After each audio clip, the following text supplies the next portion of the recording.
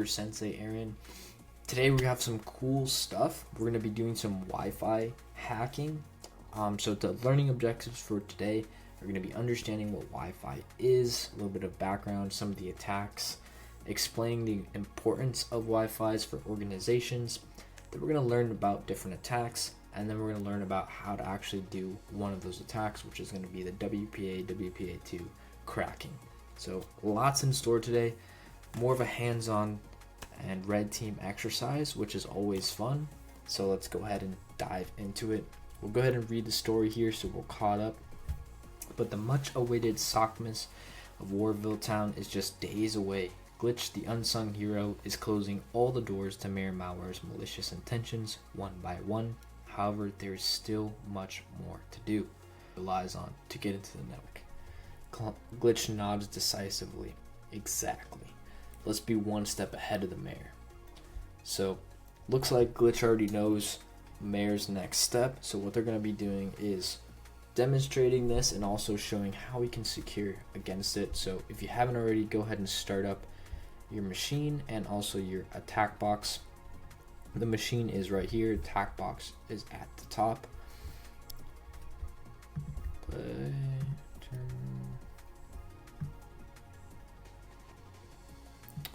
So fairly straightforward how we do that.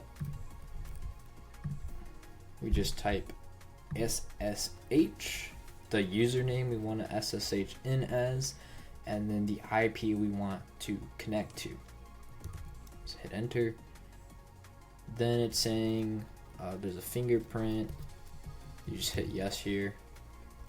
The glitch's password. So if you do give us the password, it's password 321. Extremely secure.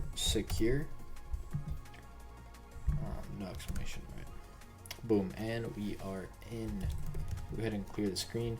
And before we continue, we're going to be going over the terms before. So what is Wi-Fi? Well, I'm pretty sure if you're alive in the year 2024, you understand and know what Wi-Fi is. It's that thing that lets you browse the internet, right? But diving a little bit deeper into it from a technical level, like what is Wi-Fi? Phone, laptop, etc., etc., etc. And how this works is the router is hardwired into the connection and it broadcasts a signal wirelessly to allow for devices to connect to it. And that is how the internet is, that's how Wi-Fi works, right? Wi-Fi is essentially a hardwired connection that's being broadcasted as it, and boom, we're connected, right? So what that network name actually is, technically, is a SSID, which is a unique ID for the network. And then the password is also known as a pre-shared key.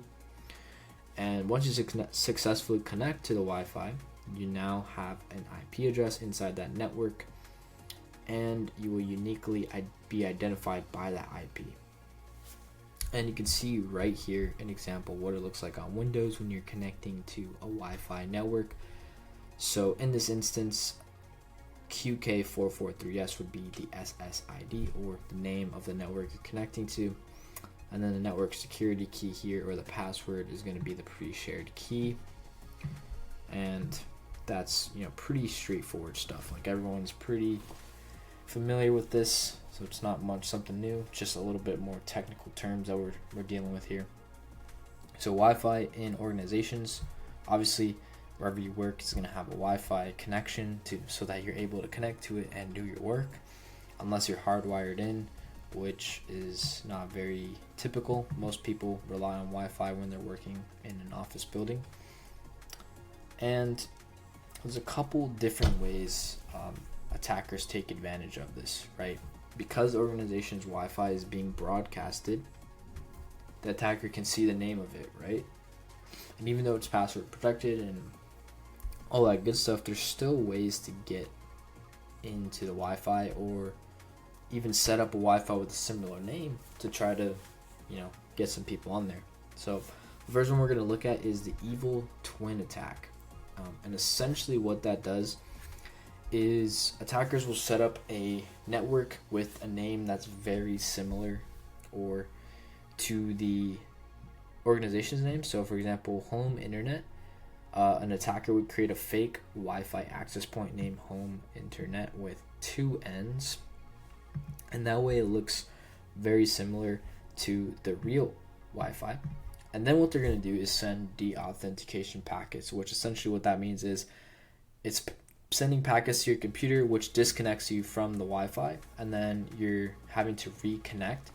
And they're going to do this as many times as it takes for you to get annoyed. Go to your Wi-Fi settings and look for a different Wi-Fi to switch to that's going to be stable, right? Because when we're doing work or when we're trying to browse the internet and we keep getting disconnected, it's very, very annoying.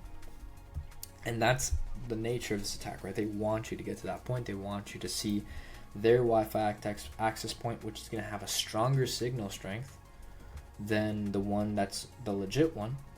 And then you're going to connect to that. And then once you do, they're able to see everything you're doing on that Wi-Fi network, and they're able to monitor all your traffic. And that's the whole point of this attack, right? Is to be able to see your traffic, what you're doing. If you log into banks, if you log into your email, they're able to see all that. So that's the nature of this attack. Next one's going to be the rogue access point. So this one's similar to the evil twin attack, but what they're doing is they're setting up an open Wi-Fi access point, which is inside the organization or near it at least, which has good signal strength. And the way this attack works is it relies on an option that's usually on by default, which is connect to open networks without asking or automatically. So pretty much what will happen is if you walk into an area that has this Wi-Fi access point that's open, no password required, your phone or laptop or iPad or whatever it is will automatically connect to it, because this is going to give you a faster connection. It's going to allow you to be, get your stuff faster. And this is done for efficiency, and that way it's an easier life for you, but it can also be used against you, right? Because once you're connected to these Wi-Fi networks, now they can track your traffic, they can see everything you're doing. So that's the difference between the evil twin and the rogue access. A WPS attack is essentially, it's the security that's used, not so much anymore, but it used to be used. And what it does is it allows users to connect to their Wi-Fi using an 8-digit PIN without having to put a password or anything like that. And it's vulnerable because what they're going to do is essentially force you to disconnect from the Wi-Fi, and then when you're reconnecting, capture that handshake that's made between you and the Wi-Fi with the 8-digit PIN. And that's essentially how that works, which stands for Wi-Fi Protected Access.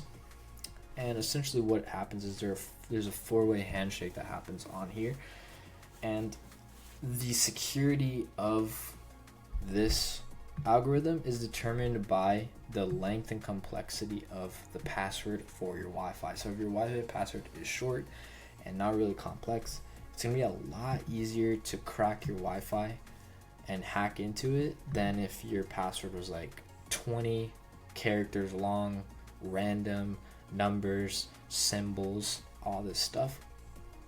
And so how this attack actually works is similar to the other ones.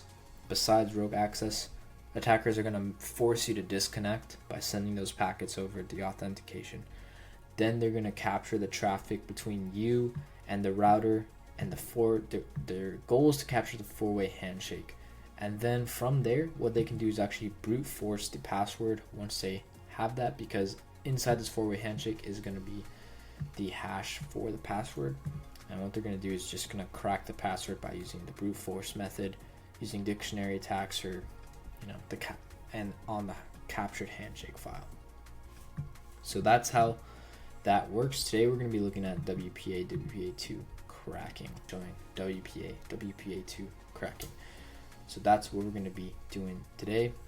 So here they go, a little bit into the 4-way handshake. The router is set up to use WPA2, and this is what happens in the handshake, right? So the router is going to send a challenge to your device. So it says it asks your device to prove that it knows the network's password without directly sharing it. So when you get that prompt, Wi-Fi password, right? That's the challenge the router is sending to your device. You have to type in the right password, and then once you type in the right password, your device is gonna send that over encrypted to the router, and then the router is gonna verify this, right? It's gonna say, okay, they sent me this. Let me make sure that this matches the password I have for this Wi-Fi.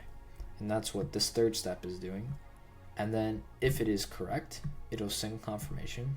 It'll say, hey, you put the right password in. Then the final check is done and the connection is established. So pretty much to sum this all up in human terms, router says, hey, what's the password?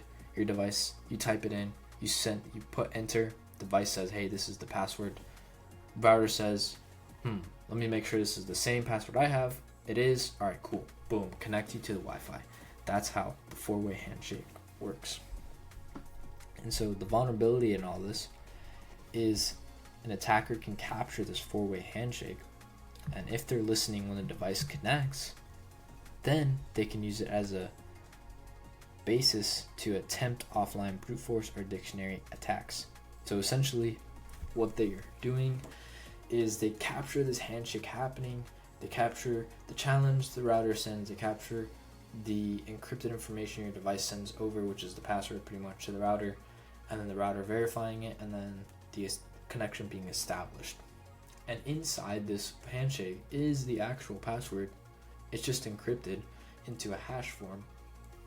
And so the whole idea is, once you have this, you can brute force the password by just trying millions and millions and millions of different passwords to see which one works.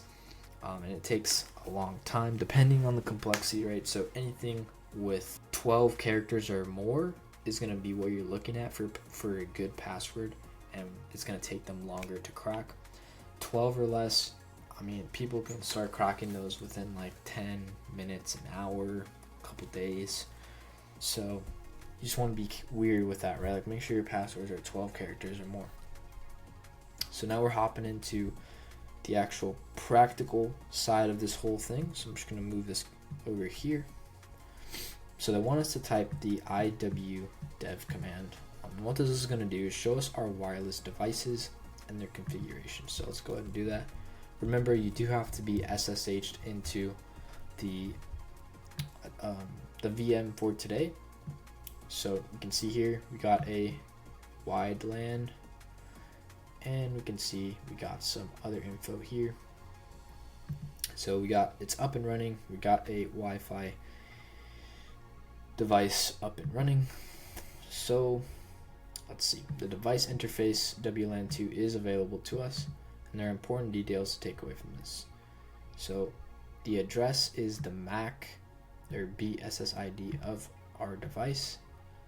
So BSSID stands for Basic Service Set Identifier, and it's a unique identifier for a wireless device or access point's physical address. So this is the MAC address of our wireless device, and typically MAC addresses are unique to every device. So it's a way people use to identify, like based on this MAC address, we can literally track what kind of device it is by going to, they have like MAC address search ups online that you can use. And then the type, so type is managed. So what does this mean? It's a standard mode used by most Wi-Fi devices to connect to Wi-Fi networks. In managed mode, the device acts as a client connecting to an access point to join a network. There's another mode called monitor, which we will discuss shortly. So manage, the default, pretty much your device is going to be asking as a client to join the network. Then you do the four-way handshake. If you pass, you connect. If not, you don't connect. So now what we're going to do is scan for nearby Wi-Fi networks using our WLAN 2 device. We can use this by doing sudo iwdev WLAN2 scan. Dev WLAN2 scan specifies the wireless device you want to work with, and the scan tells IW to scan in the area available Wi-Fi. Alright, so what we're doing, so this is the device installed on the computer that we're SSH'd into, and what we're going to be doing is using this device to scan for nearby networks, see what SSIDs are out there or Wi-Fi names are out there, and then we're going to proceed. So let's go ahead and do that. So IW WLAN to scan. I believe that was the command. Oh, we need to put dev here. Boom. Alright, one sec. Oh, important. We need to run this as sudo. So what sudo does is just basically saying run this as an administrator, because to do this kind of stuff you have to run it as sudo. So it's running right now. Go ahead and let that run, and we're gonna get an output similar to this. So alright, and we did get it. So we'll go over here because it's a little bit bigger, so we can see. Let's see what we got. We got the frequency, got an interval, got a capability, we got the signal, we have the last seen. Oh, here's the SSD. So the name of it is malware m_ap. And we got the cipher, got the authentication switch, so it's using the pre-shared key. And we got some channel stuff in operation mode. So let's go ahead, dive a little bit more into that. So yep, the SSID is malware underscore or m_ap. RSN means robust security network, which indicates they're using WPA2. RSN is a part of WPA2 standard.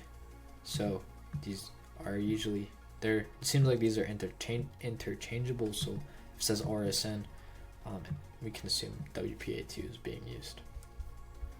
So group and pairwise ciphers are CCMP, so counter mode with cipher block. Chaining message authentication code protocol is the encryption method used by WPA2. So that's another way we can know that WPA2 is using. So pretty much when we're reading through this, we would want to understand a little bit more about what they're using. So you can see CCMP here.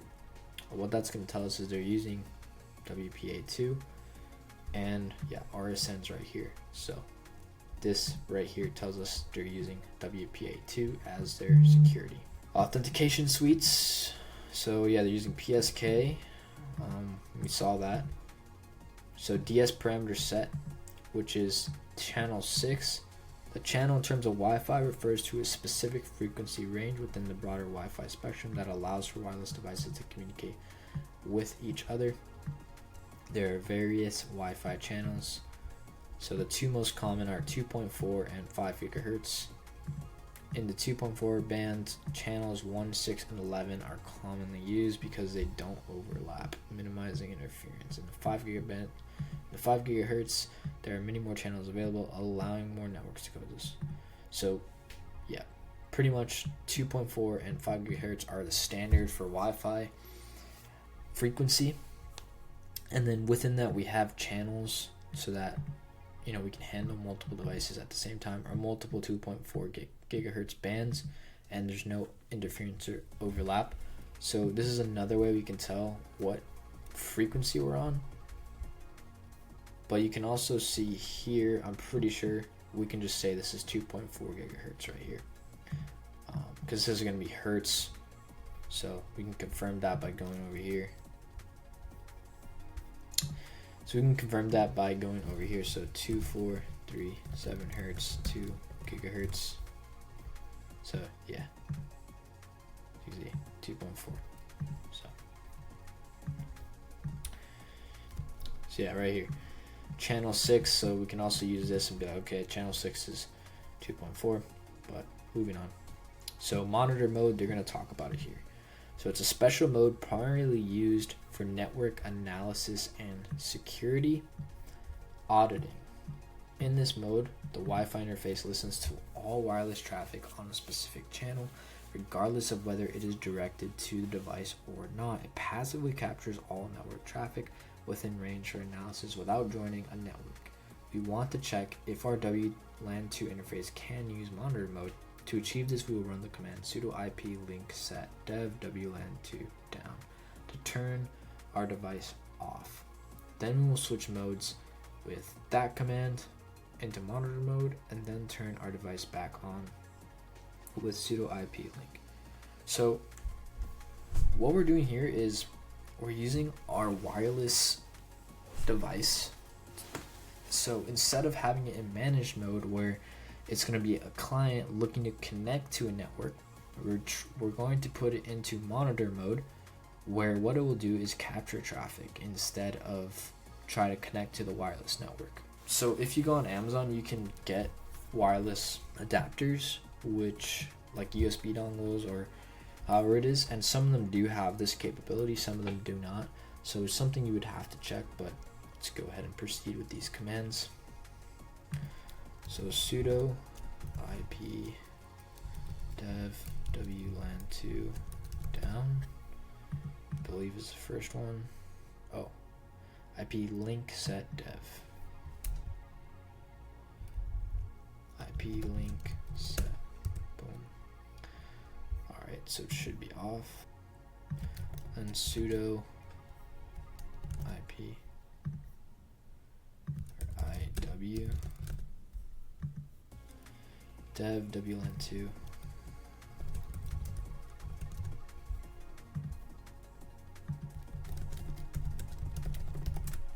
Alright, we're putting it in monitor mode. And the last one, we are bringing it back up.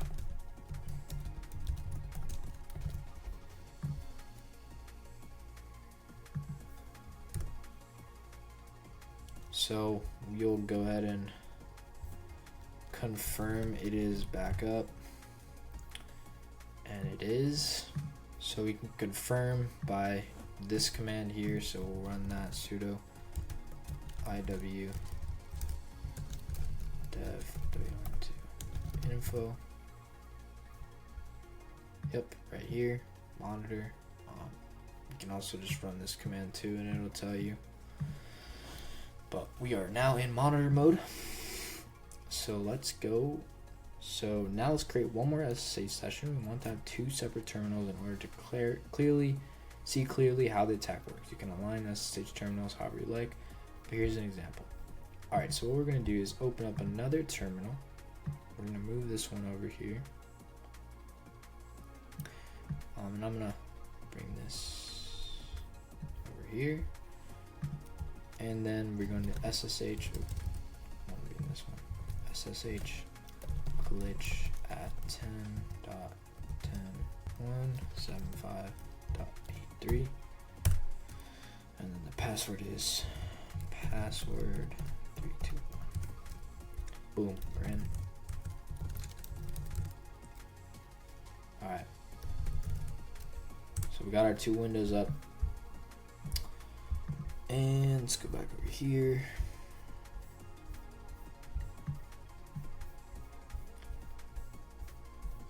Alright. So we're going to be using arrow dump ng, which is a common one used for WPA2 cracking. So what we're going to be doing is targeting the WPA handshake packets. So we have the list of the Wi-Fi networks, which is the malware MAP. And now what we need to do is run this command. So let's go ahead and run it. Sudo arrow dump ng wlan2. We'll run it from the new one. So arrow dump ng wlan2. So we are connected to it right now. So we're gonna cancel this. I'm gonna type this command in here. We're using the MAC address of the actual device that's hosting this SSID. This command targets the specific network channel MAC address. So that's what I was saying. We're targeting the MAC address of malware MAP. So the reason why we do this is MAC address is just going to be more specific than an SSID, and it's unique. So like, it just makes more sense. So what we're gonna do is we're going to capture the traffic and save the information to an output file. And then these files will be used to crack the PSAK. So what we're doing is we're going to capture the handshake stored in this file here, and then we're going to go ahead and try to brute force that. So the ultimate goal of the command is to capture the 4-way handshake. It will first check for any clients that may be connected to the access point. If a client's already connected, then we can perform a deauthentication attack. Otherwise, for any new client that connects, we will capture the 4-way handshake. So in this scenario, we already have someone connected. So what we're going to be doing essentially is sending them a deauthentication packet, waiting for them to connect back. Once they connect back, we're going to capture that 4-way handshake, store it in our output file, and then we're going to go ahead and brute force that file to try to find the PSK, or the password. So let's go ahead and do that. So we're going to do sudo arrow dump ng-c. Okay, so -c stands for channel, because remember, you can see here, also picked it up, so the channel is 6. And you can remember when we dumped the information of the Wi-Fi network, it was channel 6. It was 2.4 gigahertz, and it had the RSN security on there. And then we're going to specify the BSS ID, and I'm just gonna copy this over. I don't feel like writing that out, so paste, and then we're gonna do W for write output file.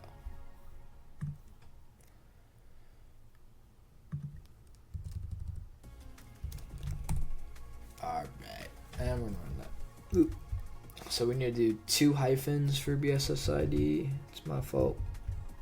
And then we need to specify WLAN2 as our device that we're using. Boom.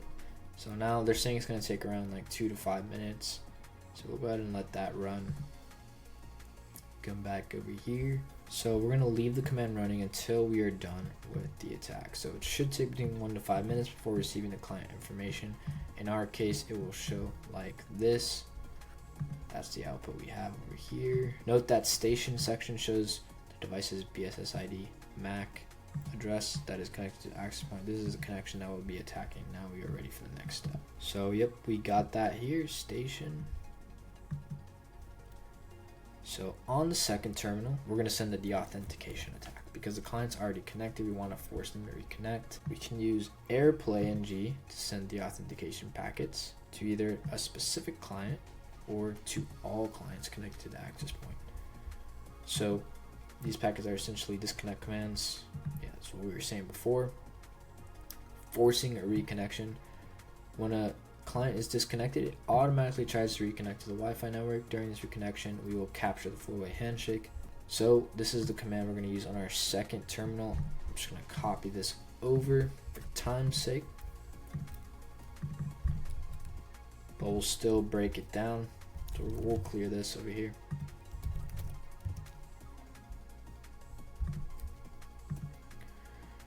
Alright, so let's break it down. So we're using airplay ng. We're doing -01. We are specifying the MAC address of the network we want to send the packet to.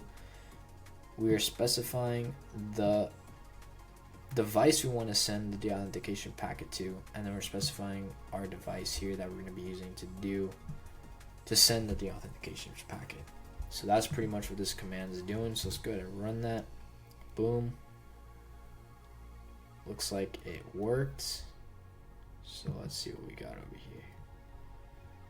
Okay, we got some new things on the screen. Yeah, so we did get this as well. So now if we look at first one, we'll see WP handshake shown on the top right, which we did see. It's right here, right there. And then all information is being saved into our output files. Yep. In our second terminal, we can use the captured handshake to attempt to crack. We're going to use the rocku.txt word list, which is always usually included in any attack box or Kali Linux instance. And we're going to be using aircrack to be able to do this. So far we have 3 tools that we're using, right? We have arrow dump, which is monitoring and capturing the traffic. We have airplay, which is the one we use to send the authentication packets. And then we have aircrack, which is the ones that we're going to use to brute force the PSK, or the password in this instance, so that we can have the password to the Wi-Fi network. So let's go ahead and do that. This is going to be our command here. So let's go ahead and get this going. We need to find the RockU. Okay, so it's already here. What's our directory? Home glitch. All right, so we're good. So let's go ahead and start typing this out. Arrow crack ng, or it's air crack.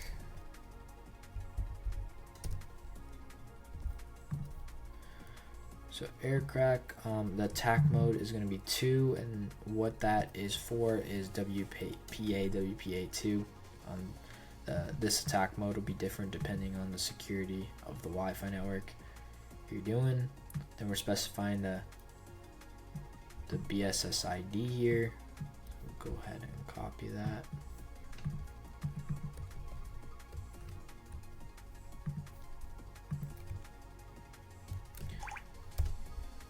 Alright, and paste that in. So that's our BSSID.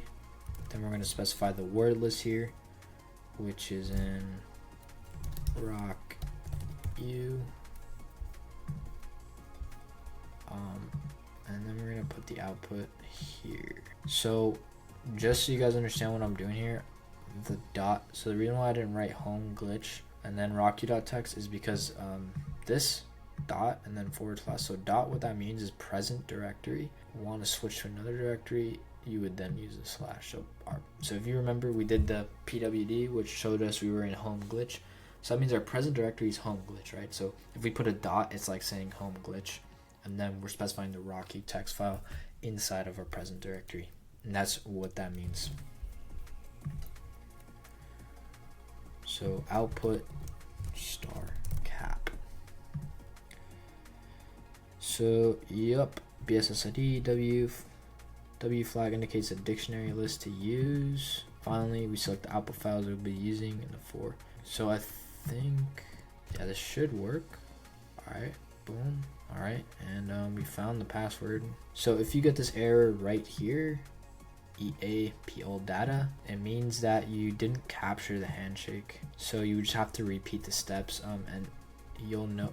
Like if you don't get this here and this in your arrow dump ng output, most likely you didn't capture the handshake. So just try it again by doing the deauthentication packet right here until this does pop up in your output. So looks like we have the PSK now. So what we're gonna do is we're gonna join the malware AP access point. So before we do that, we're just gonna copy over the password here just in case we don't have access to it later. Do that. Boom. So, okay, joining the access point is enough to show impact. First, press Control-C in the arrow dump. So let's go ahead and do that.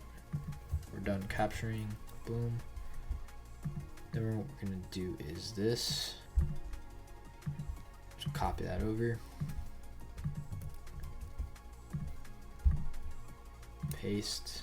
Actually, I'm gonna do it in this one because I want to keep that up for the questions. Alright, so once we type this here, what we're going to do is we're going to do champ. We're going to type the password in. Alright, and then we're going to type that second command that's over here. So WPA supplicant -B -C config.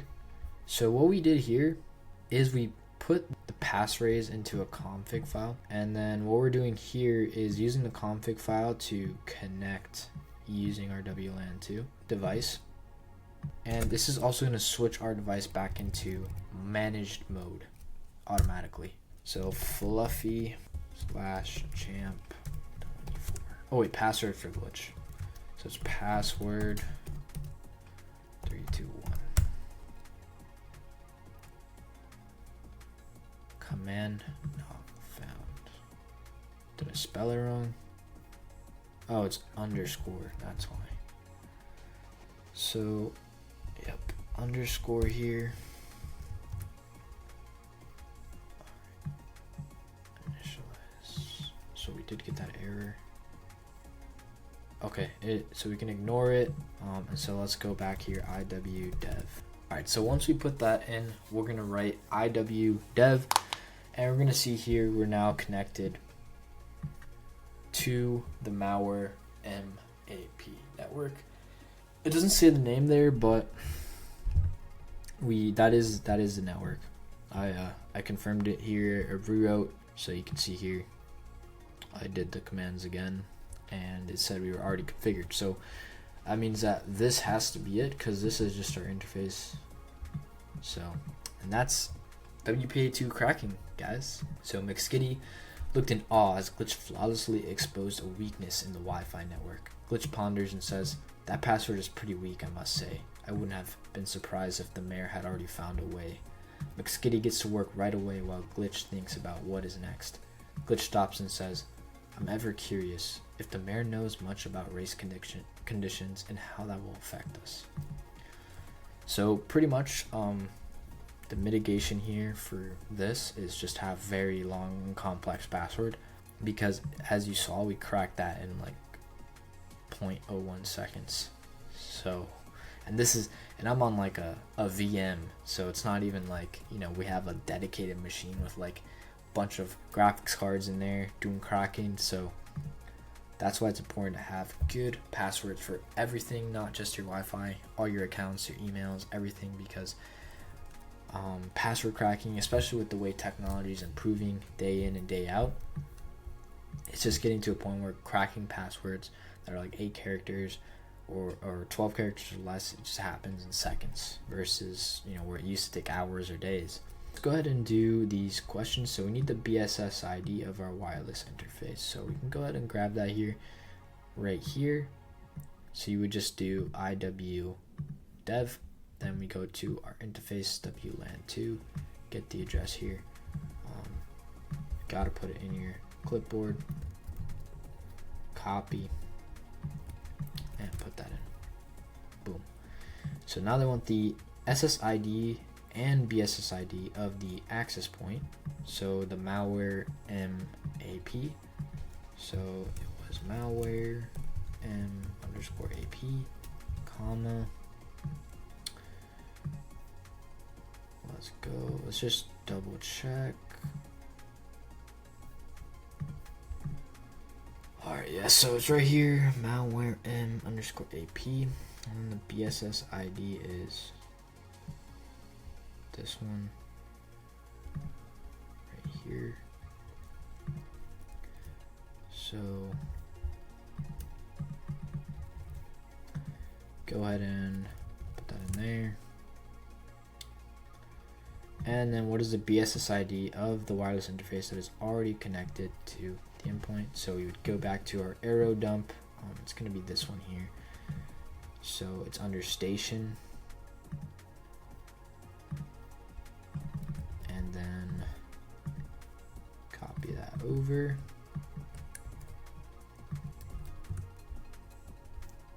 And there you go. And then if you wanted to take a deeper dive into, like, you know, networking or how Wi-Fi works, they have this room linked here. Highly recommend you guys check it out. But yeah, I appreciate you guys sticking with me. Today we learned a pretty cool one, how to hack Wi-Fi's pretty much and get the password. So again, I just do want to warn you guys, it is a felony to do this on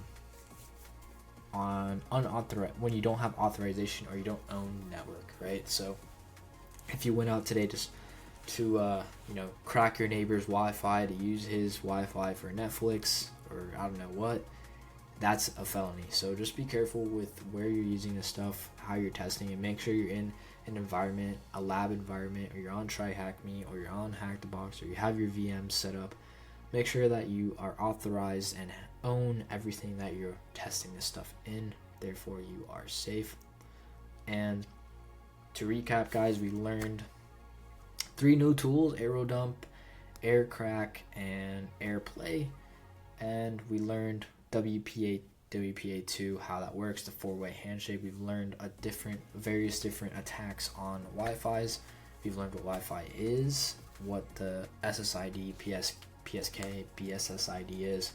We've learned how to identify that based on outputs from the tools, like what security they're using, what their BSSID is, if there's devices connected, etc. And then we learned how to actually execute the attack, send our deauthentication packets, and then go ahead and capture the handshake. And then we learned how to actually crack that handshake file to be able to get the password and be able to connect to the Wi-Fi ourselves. If you enjoyed this, leave a like. If you want to follow along for the rest of the days, hit the subscribe button. Uploading every day right now. On the weekends, not so much, but every day of the week I'm uploading. And then if you find if this information would be helpful for someone you know, or maybe a friend, or maybe a colleague, go ahead and send them over this video so they can watch through it as well. Anyways, this is Aaron, Cyber Sensei. Peace. I'll see you in the next one.